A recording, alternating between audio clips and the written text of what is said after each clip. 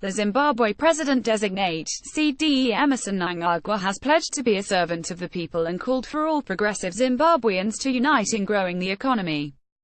CDE Mnangagwa, who arrived in Harare today from South Africa, told thousands of Zimbabweans gathered at the ruling party's headquarters to welcome him, that he is ready to lead the country into a new dispensation. "I pledge myself to be your servant.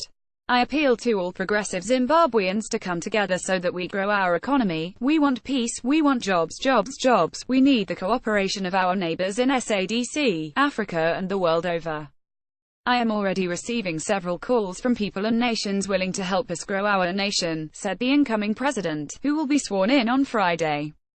CDE Mnangagwa thanked the people of Zimbabwe for expressing their desire for former President Robert Mugabe to step down and for their prayers when he survived poisoning on the 12th of August.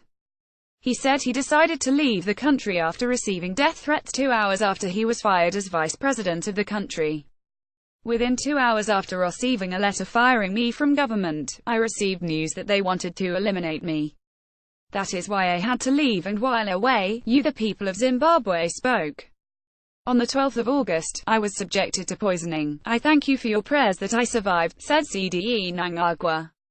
Nhema Dazakataugwa Dakawanda Kuti Topweni Azim Soro Iro, Zedvino Musoro Apweni Werendawani, asked CDE Mnangagwa rhetorically in reference to the former First Lady, Dr. Grace Mugabe's remarks during the purported Super Sunday rally with members of indigenous churches that it was time to crush the head of the snake, the purported Lacoste faction in ZANU-PF. CDE Mnangagwa added that it was unfortunate that the G40 cabal had captured the executive in the form of ex-President Mugabe, but now that the people had spoken, it was time for the founding father of Zimbabwe to comply with his promise that he will step down whenever the people of Zimbabwe wish him to do so. The president-designate also thanked Zimbabweans for being peaceful, saying SADC leaders are all proud of the discipline and peacefulness of the people of Zimbabwe. He also thanked the Zimbabwe Defense Forces ZDF led by General Constantino Chiwenga for managing this transitional process peacefully.